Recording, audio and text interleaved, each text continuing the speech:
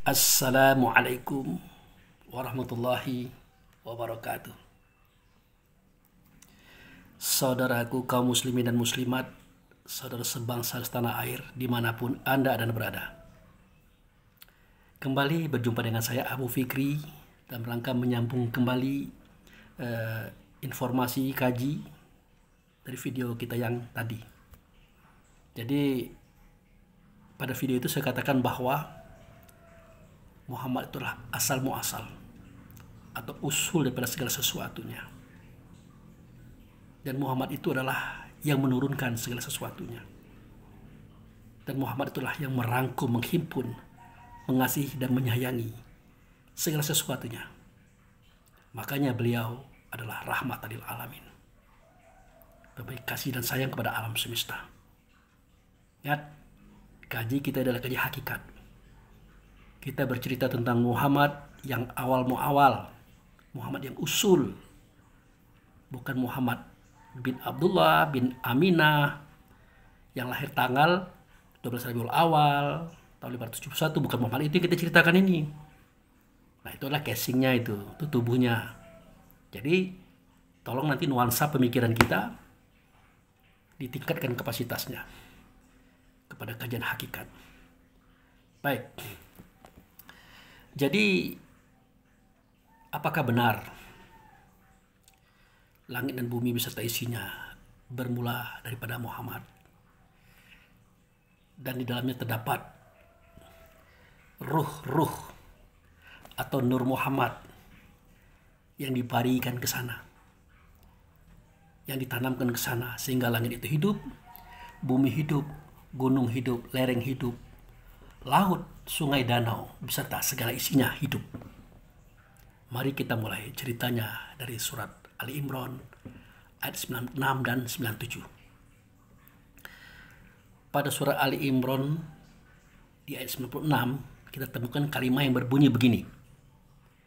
Inna awwala baiti wudi'a lin-nasi lalazi bi Bakkah mubarakah wa hudalil alamin fihi ayatu bainatu maqama Ibrahim mandakalau kana amina. Itu.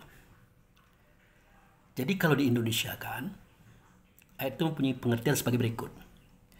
Sesungguhnya rumah yang pertama kali, ingat ya, rumah yang pertama kali, artinya belum ada rumah sebelum rumah itu. Aku yang mendirikannya, kata Allah. Ingat, aku yang mendirikan, kata Allah, bukan tukang. Itulah rumah yang ada di negeri Bakkah. Nah, negeri Bakkah ini saya katakan bahwa satu di antara yang dijadikan daripada Muhammad. Sebagaimana kita tahu, seketika Allah berkata, khalaqtal asya li ajlika wa khalaqtaka li ajli. Aku jadikan segala sesuatu ini daripada engkau, hai Muhammad. Aku jadikan engkau daripada aku. Nah, kemudian Allah berfirman lagi, laulaka ma khalaqtul asya. Kalau bukan karena engkau, hai Muhammad, kalau bukan karena engkau, hai Muhammad, kalau bukan karena engkau, hai Muhammad, tidak akan kujadikan segala sesuatu. Jadi kalimat ini menunjukkan bahwa segala sesuatu itu bermula pada Muhammad. Dan daripada keberadaan beliau sebagai wujud serta Allah. Makanya Muhammad berkata, Ana minallaha wal mu'minu minni. Aku daripada Allah, sedangkan si mukmin itu daripada aku. Nah, si mukmin itulah yang kita katakan Nur Muhammad, yang dia menyaksikan Allah, tidak nyata Allah, melainkan nyata Muhammad sebagai wujud serta Allah.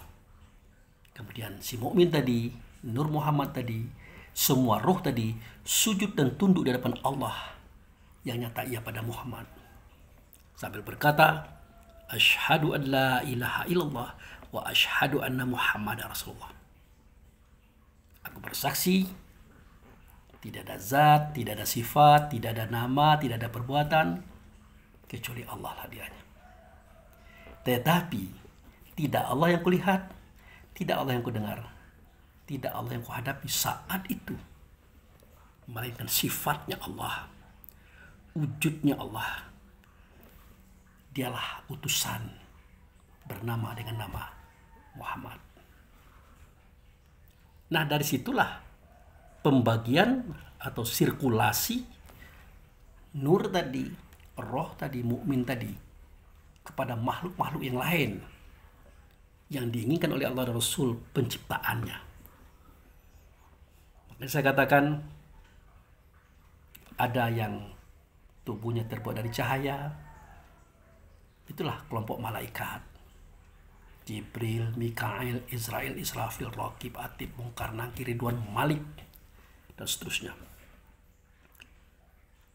Ada tubuhnya yang terbuat dari tanah. Itulah rombongan Nabi Adam, Idris, Nuh, Hud, Lut, Saleh, Ibrahim, Ismail, Ishak, Yakub, Yusuf, Ayub, Shu'aib, Musa, Harun, Daud, Sulaiman, hingga Isa, hingga kita hari ini.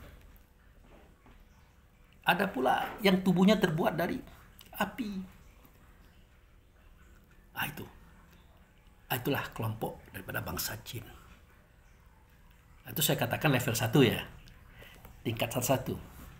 Di tingkat 2 ada Nur Muhammad atau mukmin tadi, tubuhnya terbuat daripada angin. Namanya roh rehan. Jadi angin itu ada roh, namanya roh rehan. Makanya angin itu bisa diperintah oleh Nabi Sulaiman. Diperintah ke sini, ke situ, dan kemana saja. Gitu. Dan angin inilah yang diperintah oleh Allah untuk membinasakan kaum Hud. Dihembuskan 3 hari 3 malam. Sampai mati semuanya itu. Kaum-kaum yang zalim. Bukan Allah mengazab, tidak. Merekalah yang mengundang angin itu dengan cara bermaksiatnya. Ya datanglah dia, disikat itu semuanya itu. Maka semua itu roboh, sebagaimana pohon-pohon roboh kata Allah. Itu diceritakan oleh Muhammad. Gitu. Oh, dari mana Muhammad tahu? Dari Jibril? Tidak. Dia awal dijadikan, terakhir dizahirkan. Tentu tahu dia. Makanya seketika orang mengatakan Muhammad menceplak, meniru-niru, mengikuti cerita lama, tidak masuk. Bahkan cerita lama itu dia yang ceritakan, mulai pada Adam, Iblis sampai ke Isa, sampai ke kita hari ini. Tidak mungkinlah dia asal ngomong. Tidak mungkin dia mengatakan kata yang dia tidak tahu. Kan begitu. Kan dia mengajarkan wa takfu ma laysa laka bi ilmu. Inna sam'a wal bashar wal fuada kullu ulaika kana anhu mas'ulan. Jangan kamu berkatakan kata kalau kamu tidak punya ilmunya, atau kalau kamu tidak tahu, atau kamu tidak mendengar, tidak melihat, tidak merasa, tidak ada pada posisi kejadian. Jangan. Sesungguhnya pendengaranmu, penglihatanmu, hatimu akan ditanya Tuhan melalui alam semesta tentang apa yang kamu katakan. Artinya ada konsekuensi setiap perkataan itu, saudaraku, yaitu pembuktian. Itu. Walaupun semua kata-kata itu tidak semuanya bisa dibuktikan dengan kata dan fakta, tapi bisa dibuktikan dalam rasa. Itu. Kemudian Muhammad juga yang mengajarkan, ya ayyuhallazina amanu in ja'akum fasiqun fatabayyun. Ya. In ja'akum fasiqun binaba'in fatabayyun. Kalau datang kepada kamu orang fasik, kamu cek dulu kebenaran perkataannya. Ya. Kamu pelajari dulu, kamu teliti dulu. Takutnya nanti kamu menghukum orang padahal dia tidak bersalah, kamu tidak tahu. Akhirnya kamu menyesal. Ini ajaran Allah dan Rasul via nabinya itu Nabi Muhammad. Artinya, kalau ada orang fasik datang membawa berita, stop. Teliti dulu. Siapa orang fasik? Orang fasik itu adalah orang yang bersuara, berkata, bercerita, tapi dia tidak tahu ceritanya itu apa. Mendengarlah tidak, melihatlah tidak, merasakan tidak, ada pada posisi kejadian tidak. Itu orang fasik. Apakah mungkin Muhammad itu seperti itu kondisinya? Bercerita seperti itu? Enggak. Itu pengalaman beliau yang dia ceritakan itu. Bagi kita yang mengatakan beliau menceplak-ceplak itu, tolong dipahami ini. Nah, itu pengalaman beliau dia ceritakan itu. Bahkan skenario kehidupan alam semesta ini bersama Allah dia menjadikan. Dia tahu. Gitu. Kemudian pada surah As-Saff ayat 2. Ya ayyuhallazina amanu lima taqulu ma la taf'alun. Kaburatan maqtan indallahi an taqulu ma la taf'alun. Hei orang beriman, kenapa sih kamu berkatakan kata yang bukan pengalaman kamu? Besar benci Allah kepada kamu, kamu berkatakan kata yang bukan pengalaman kamu. Itu. Apa mungkin Muhammad tuh dapat bisikan Jibril ngomong? Jibril ngomong. Dia dengar tidak, melihat tidak, merasakan tidak. Apa mungkin begitu? Tidak. Maka wal awalu wal akhiru waz zahiru wal batinu itu bukan Allah, saudaraku. Dia yang awal, dia yang akhir, dia yang zahir, dia yang batin. Itu bukan Allah. Kalau Allah itu tidak awal tapi mengawali. Allah itu tidak akhir tapi mengakhiri. Allah itu tidak zahir tapi menzahirkan. Allah tidak batin tapi membatinkan. Mengawali siapa? Ya mengawali Muhammad. Mengakhiri Muhammad. Menzahirkan Muhammad, membatinkan Muhammad di alam semesta ini. Ianya adalah wujud daripada Allah itu sendiri. Pasti tahulah dia. Nah ini kita baru membaca manuskrip, buku-buku kuno, terlahir di zaman Nabi Muhammad belum lahir. Kita katakan pula palsu semua itu kitab Quran. Tidak benar itu kitab Quran. Anda tidak paham. Yang bersuara berkata pada sahabat di era itu yang ditulis pada kitab Quran hari ini, siapa dia? Bukan Muhammad bin Abdullah, bukan Muhammad bin Aminah, bukan Muhammad orang Arab itu. Itu casingnya dia. Yang dalam dadanya beliau itulah wujud serta Allah. Sifatnya Allah, bersama Allah, serta Allah, menjadikan langit dan bumi, menentukan semua skenario kehidupan. Dia tahu semua. Jadi kalau ada cerita yang sama, bahasa yang sama, bukan berarti dia meniru, bukan berarti dia menceplak.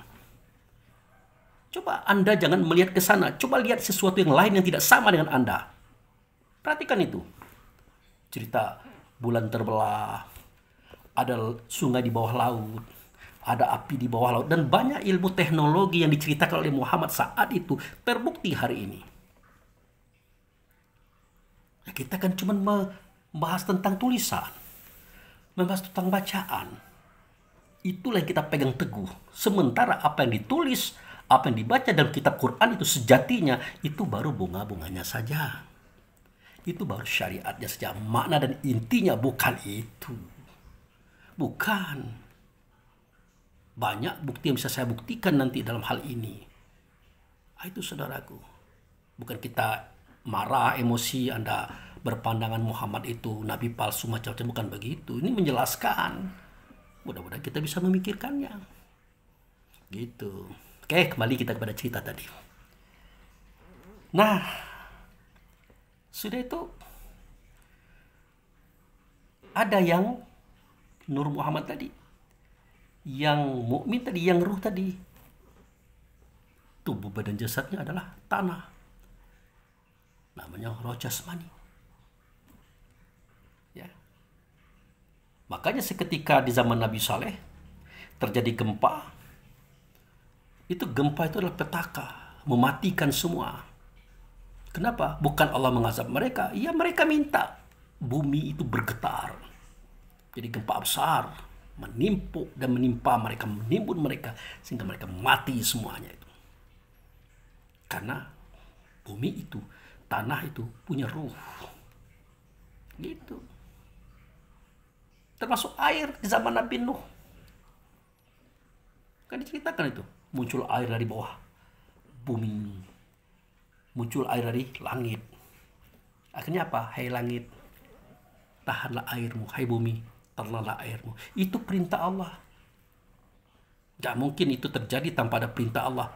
Dan tak mungkin bisa mereka menangkap sinyal daripada Allah kalau bukan mereka itu ada ruhnya. Itu ya. Kalau bukan mereka itu ada ruhnya. Nah itu. Begitu juga kisah Nabi Ibrahim tentang api. Jika Ibrahim dilempar oleh Raja Namrud ke dalam api. Apakah Ibrahim tahu dia keselamat? Tidak tahu. Tetapi Allah menenangkan hati Ibrahim. Menenteramkan jiwanya. Menyabarkan dia. Akhirnya dia sabar.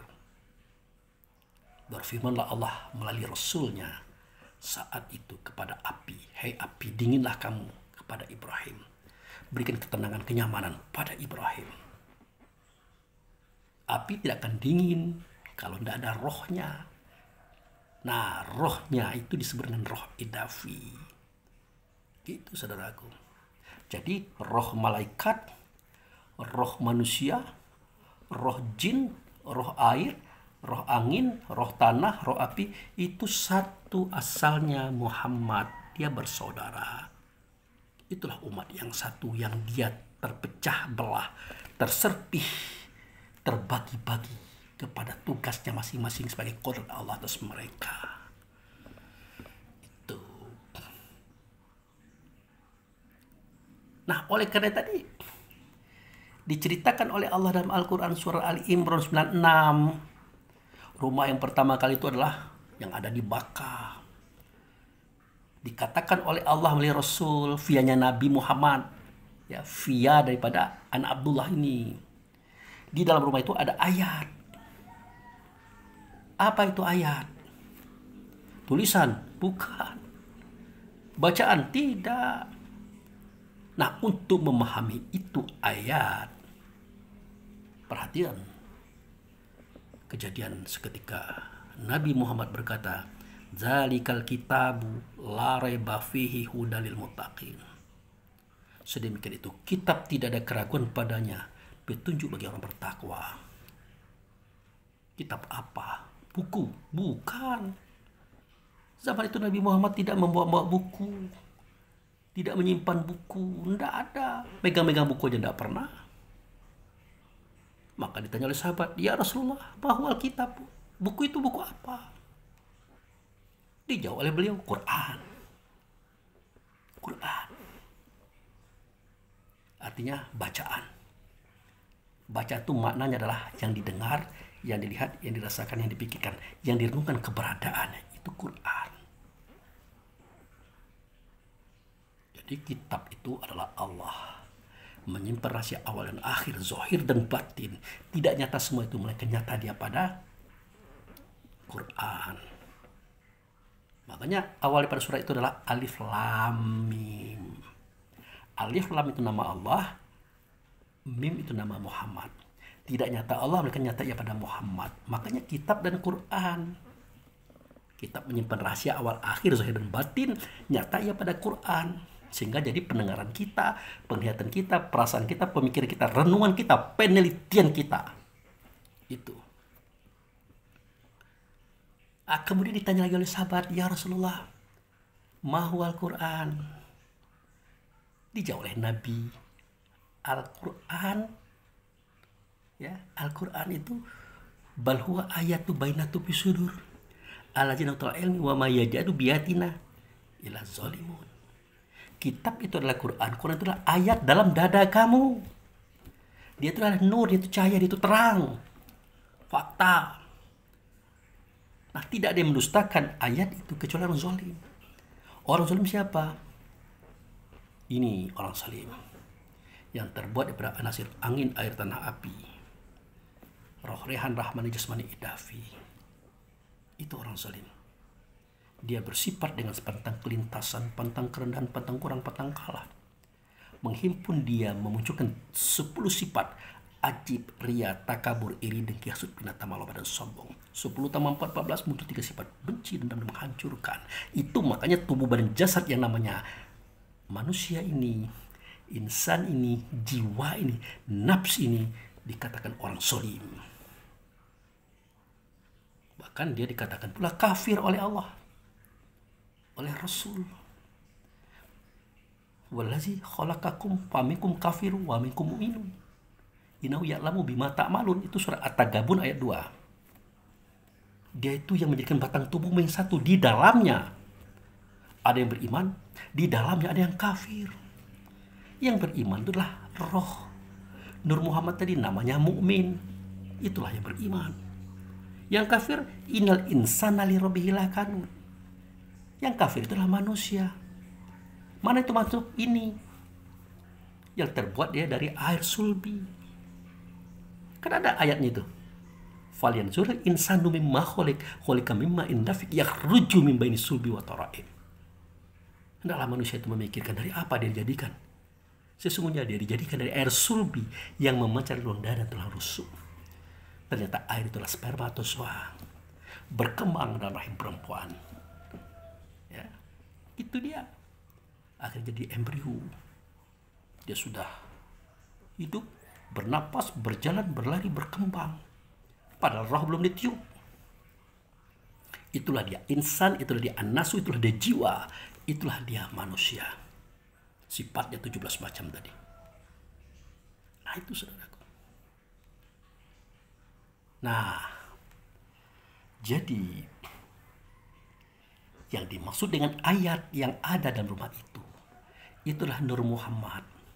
Itu adalah roh, itulah mukmin. Itulah ayat. Kitab itu adalah Quran, Quran itulah ayat dalam dada kamu. Nah, diceritakan oleh Allah dan Rasul via nabinya bahwa ayat ini bukan hanya ada di kita. Dia ada di langit, dia ada di bumi. Ada di antara kedua-duanya. Dia ada di gunung, di lembah, di lereng. Dia ada di laut, di danau, di sungai. Dia ada di hewan, di tumbuh-tumbuhan, sayur-sayuran, biji-bijian, dan semuanya. Isi mereka itulah ayat. Isi mereka itulah ruh. Isi mereka itulah mukmin. Isi mereka itu adalah yang datang daripada Muhammad. Ingin buktinya? Oke, kita lihat ayatnya. Nah, ini ayatnya. Baik, kita dengar. Wa min ayatihi khalqus samawati wal ard wa ma batsa fihima min dabbatin wa huwa ala jam'ihim iza yasha'u qadiru. Itu bahasa Arab. Kalau bahasa kitanya adalah dan sebagian daripada ayat, ya, wa min ayatihi, daripada sebagian ayatnya dia ciptakan, ia jadikan langit dan ia jadikan bumi dan menjadikan pula apa yang ada di antara kedua-duanya. Dan ia maha kuasa mempertemukan kedua kelompok makhluk itu jika ia berkehendak. Jadi sebagian pada ayat yang ada di Baitullah tadi tidak semuanya dijadikan sebagai manusia kayak kita, tidak. Tetapi ada juga ayat itu, nur itu, mukmin itu, roh itu dijadikan langit, dijadikan bumi, dijadikan isi alam semesta antara kedua-duanya. Itu maka saya katakan bahwa roh langit, roh bumi, roh isi makhluk langit, roh isi makhluk bumi sejatinya sama dengan roh kita. Asalnya satu adalah Muhammad, saudaraku. Ini.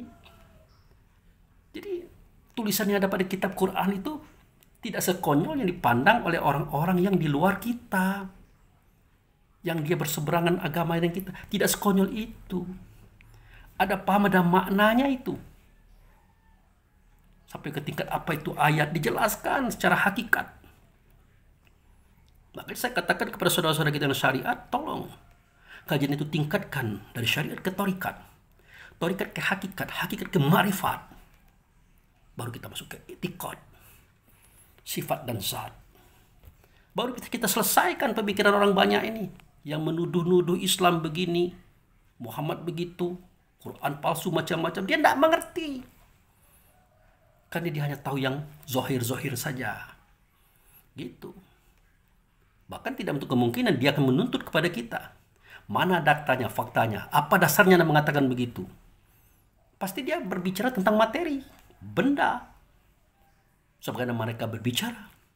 Oh tidak, dalam Islam itu ada data yang lain, dalil yang lain, dasar yang lain. Di sini, ini ruh, ini Nur Muhammad, ini mukmin. Dia bisa mencapai sesuatu yang jauh. Itu Tuhannya, Rasulnya, tempat awalnya Baitullah hakikat. Diperintahkan dia oleh Allah Rasul untuk mampu datang ke sana dengan ingatan dan rasa dirinya. Maka di situ terjadi linuriu min ayatina. Di tempat itu kan kuceritakan kepada mereka rahasia ayat. Bagaimana saya akan menjelaskan ini secara real? Kecuali kalau mereka mau mengikuti aturan yang pernah kita buat, yang kita lakukan dalam ritual kita, baru dia ketemu. Itu. Ternyata setelah kita telusuri, kita jalani, satu pun tidak ada yang tidak benar. Semuanya benar. Makanya saya katakan kita tidak usah menyalahkan mereka. Mereka juga tidak tahu persoalan ini. Yang mereka ketahui adalah data-data tulisan, keterangan, ya, artefak, data-data arkeologi. Semua itu adalah ciptaan manusia, buatan manusia. Jangan diterima mutlak dulu. Manusia dulu dan sekarang sama saja. Bergerak dengan akal fikir atas kehendak Allah dan Rasul juga. Punya benar, punya salah, punya keliru, punya sesat. Pas saja kita berpegang ke situ, kita lebih percaya dengan itu ketimbang Quran. Tidak masuk. Itu saudaraku. Nah, kita lanjutkan. Dijelaskan. Wa min ayatihi. Sebagian pada ayatnya yang ada di Baitullah tadi tidak melulu dibuat untuk roh manusia, tidak. Untuk roh cahaya, tanah, api. Tidak. Tidak melulu untuk air, angin, tanah, api. Tidak. Tapi ada juga untuk langit, untuk bumi, untuk isi kedua-duanya. Bahkan hewan, buah-buahan, biji-bijian begitu juga, saudara. Semua mereka itu di dalamnya ada roh yang sama dengan kita. Ada jiwa yang sama dengan kita. Asalnya satu, yaitu Muhammad. Muhammad itu dengan Allah. Allah lah nyata pada semuanya. Gitu. Wah Pak Abu, kenapa seperti emosi? Enggak. Ini adalah watak sikap cemburunya kita. Seketika agama kita, Rasul yang diutus oleh Allah, namanya Muhammad, kitab Quran dikatakan kaleng-kaleng, niru-niru, ceplakan. Itu saja. Karena rasa kecemburuan. Tidak emosi, tidak. Kalau emosi tidak bisa menjelaskan ini. Tidak masuk. Oke, kita lanjut. Nih, ayat yang menjelaskan bahwa ayat itu ada di langit, ada di bumi, ada di antara kedua-duanya. Itu saudaraku. Nah, mari kita baca ayat berikut. Ya. Nah, ini ayatnya. Kita baca ya. Inna fi khalqis samawati wal ard waqtilafil laili wan nahari la ayati li ulil albab. Sesungguhnya pada penciptaan langit dan bumi, pergantian malam dan siang, sungguh itulah ayat-ayat Allah dan Rasul. Bagi siapa? Bagi mereka yang ulil albab, yang punya kapasitas akal fikir, yang berpikir ke arah sana, yang dia tahu tempat bertanya dengan Tuhan di mana. Di situ dijelaskan bahwa malam dan siang pun ada ruhnya, di dalamnya ada ayat. Harus percaya kita. Kepada siapa lagi kita percaya? Kalau bukan kepada Allah dan Rasul, kepada keterangan yang dia berikan melalui kitab Quran. Ini bukan manuskrip, bukan catatan buatan manusia, tapi manusia yang mengolahnya benar. Oh tapi Pak Abu Fikri, tahun 1924 terbukti bahwa kitab Quran dari sini, dari sono, dari itu berbeda-beda. Tidak masalah. Kita paham itu. Semua catatan wahyu ditulis oleh sahabat pada pelepah kurma, batu-batu, kayu-kayu, tulang-tulang, kulit hewan dan sebagainya. Nah, paham? Penulisan ini bermula seketika Nabi Muhammad berusia 40 tahun. Mulai pada usia beliau 40 tahun. Sedangkan beliau wafat usia 63 tahun. Berarti sudah 23 tahun. Ya kan? Ditambah lagi dengan kekuasaan Abu Bakar 2 tahun. Ya. Berarti 25 tahun. Maka tidak untuk kemungkinan catatan yang ada di tulisan sahabat-sahabat, apakah itu di buku-buku mereka, apakah di kain-kain mereka, apakah pada manuskrip yang mereka punya masing-masing, dengan yang ada tersimpan di dalam alat-alat tulis tadi, ada perbedaan. Wajar-wajar saja. Bayangkan, 23 tahun ditambah 2 tahun, 25 tahun. Selama itu tulisan di tulang, di kayu, di kulit, apakah masih terang? Mungkin ada kabur-kaburnya, ada bias-biasnya. Tetapi tidak akan mengurangi makna. Tidak akan mengurangi paham kita yang berpikir. Itu. Bahkan kalau kita katakan Al-Quran Ali beda, Quran Utsman beda, Quran Umar beda, Qurannya Utsman beda, kita akan menerima juga. Tidak akan kita persoalkan perbedaan itu. Bahkan saya katakan Qurannya Ali lebih tebal daripada Quran Utsmani. Lebih tebal lagi. Kenapa? Ya Ali terdahulu menulis ketimbang Utsman. Bahkan surah Al-Alaq ayat 1-5 itu di mana Utsman dapat? Dia kan belum masuk Islam. Kalau bukan minta di Ali. Jadi tidak masalah itu. Yang penting ini adalah firman Allah yang terdapat Rasul, biar nabinya tertulis dalam pelepah kurma, batu-batu, kayu-kayu, tulang-tulang. Kemudian di era Abu Bakar semua itu dihimpun. Ada juznya, nama suratnya, ayatnya. Di era Utsman semua itu dirangkum menjadi sebuah buku yang dibuat 4. Sebuah buku yang dibuat 4. Di Madinah, Mekah, Basrah, dan Kufah. Di situ ditempatkan. Nah, apa terjadi ke depannya? Apakah tidak ada pergeseran perubahan? Pasti. Pastinya di mana? Boleh jadi ada kesengajaan. Keinginan untuk orang menambah atau mengurangnya. Lah manusia lagi yang punya kerja. Tetapi hati batin kita, rasa diri kita tidak akan bisa ditipu oleh pekerjaan manusia yang memang sengaja membuat kerusakan di alam semesta. Karena di dalam itu adalah al-haqqu mir rabbik. Kebenaran itu datang daripada Tuhan. Dia tidak akan pernah berbohong. Apalagi dia tahu di mana tempat membaca kebenaran itu. Sudah jelas di nuri min ayatina. Di tempat itu dibuka ke rahasia ayat. Itu yang penting kita cari. Nah, dalil ini tidak bisa masuk dalam dalil sejarah. Dalil umum, dalil dunia tidak bisa. Karena mereka tidak melihat, tidak mendengar itu. Yang merasakan adalah orang yang merasakan. Nah, itu yang tahu adalah orang yang merasakan. Ya kalau kita sama-sama berangkat ke tempat itu, ke tempat di mana Allah dan Rasul membuka rahasia ayat, sudah sama-sama pengalaman kita. Ya tergantung kapasitas akal kita. Tinggi akal kita, tinggi pendapatan. Rendah akal kita, rendah pendapatan.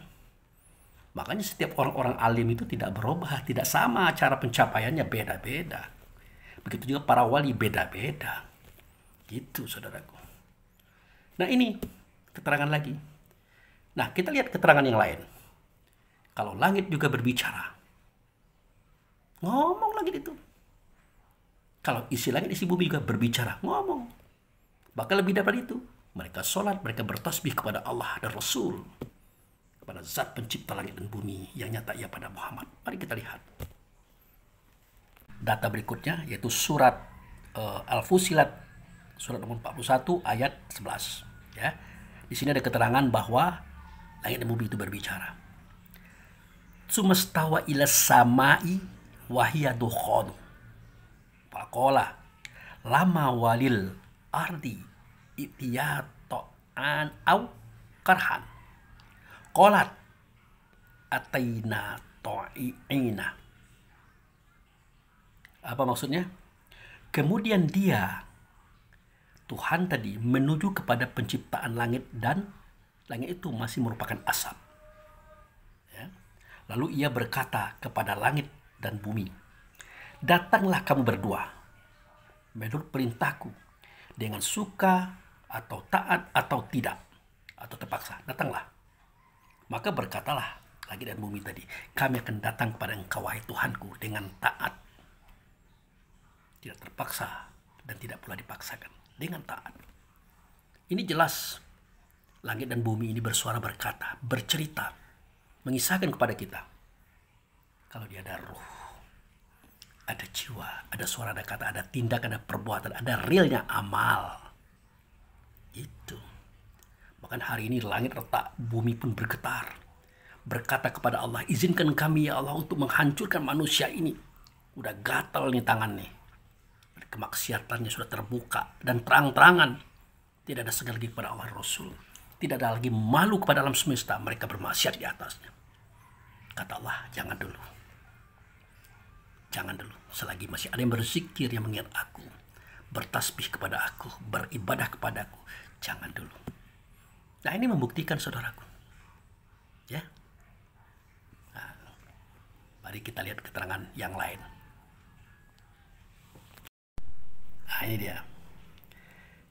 Tusabbihu lahus samawati wal ard wa man fihinna wa imim syai'in illa yusabbihu bihamdihi walakin la tafqahuna tasbihihim. Apa terjemahannya? Nah, ini adalah surah Al-Isra, surat nomor 17 ayat 44. Ya. Langit yang 7, bumi dan segala yang ada di dalamnya bertasbih kepada Dia. Ya. Tak ada satupun melainkan bertasbih dengan memujinya Dia. Tetapi kamu sekalian tidak mengerti tasbih mereka. Tasbih itu adalah subhanallah, itu bunyi suara katanya. Artinya Maha suci Allah. Allah sudah pasti suci. Yang disucikan itu apa? Yang datang daripada Allah. Di mana dianya, itulah roh kita.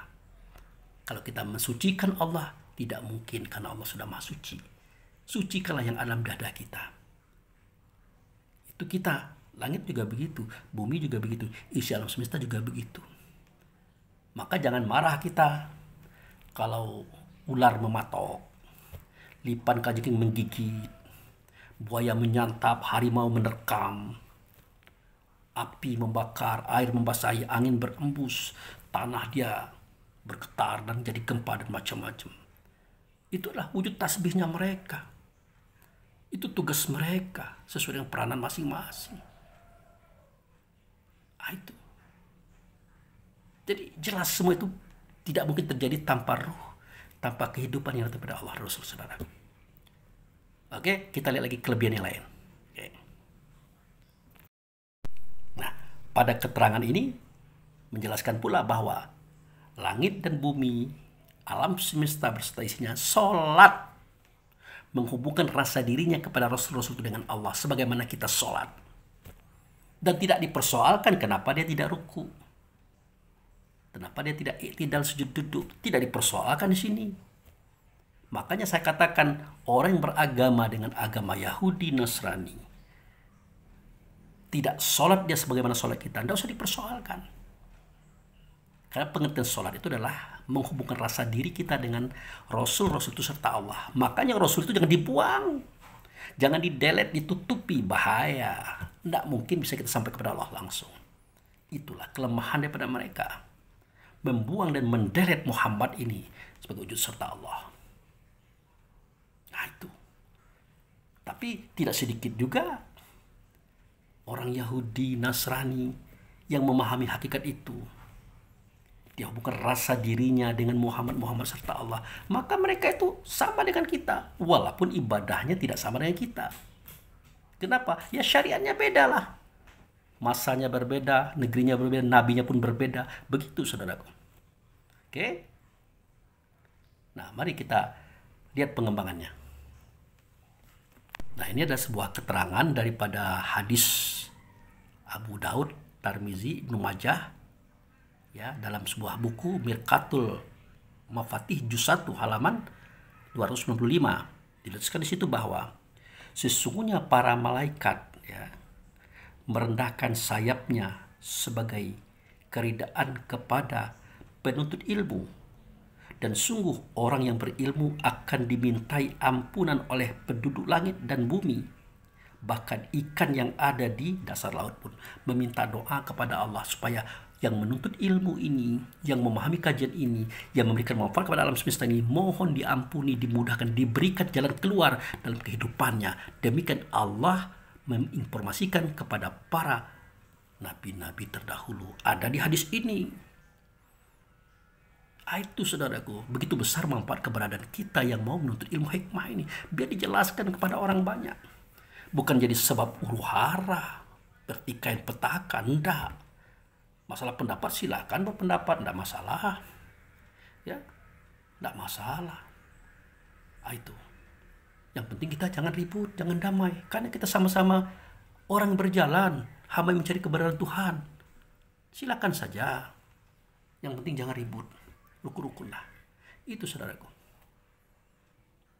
Nah, jadi ada beberapa kisah tentang kenapa langit tunduk, bumi tunduk, isi alam tunduk kepada kita semuanya. Sudah saya buat videonya itu. Coba kita lihat tentang bab bersyukur. Ustadz Abu Fikri dalam kajian bersyukur. Nah, di situ Anda akan melihat bagaimana sehingga langit dan bumi bisa tunduk kepada manusia, kepada kita. Nah, di situ ceritanya ada. Mungkin itu dulu video yang hari ini saya buat sebagai sambungan daripada video yang tadi. Kenapa saya demikian? Karena waktu juga, situasi juga, kondisi juga. Tapi itulah apa yang saya sampaikan, tidak lepas daripada dalil Quran dan Sunnah. Tidak ada rasa kebencian, iri dengki kepada siapapun, tetapi ada ghirah, kecemburuan. Seketika orang mengatakan Islam itu tidak benar, Muhammad itu penipu, Quran diceplakan, saya tersinggung, saya terganggu. Tapi saya tidak akan marah kepada Anda, itu hak Anda. Tapi hak saya adalah menjelaskan kajian berdasarkan paham akidah saya di dalam Islam sebagai orang Muslim. Anda terima, oke? Anda tidak terima, tidak apa-apa. Hidup ini sendiri-sendiri, saudara. Berjalan pun sendiri-sendiri. Benar dan salah hak prerogatifnya Allah. Yang penting kepada keluarga, kaum kerabat masyarakat, bahkan kepada bangsa yang berbeda agama sekalipun, kita harus baik, rukun damai, saling tolong, saling bantu. Jangan menyakiti, menghinakan, mencerca, menistakan. Tidak boleh. Gitu. Damailah Indonesiaku. Assalamualaikum warahmatullahi wabarakatuh.